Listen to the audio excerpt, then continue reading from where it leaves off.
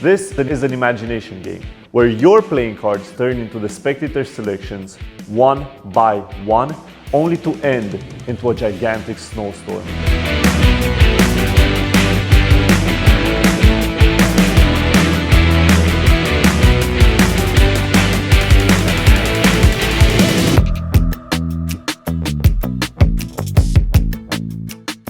Because you see, there is no queen, there is no eight, there is no three.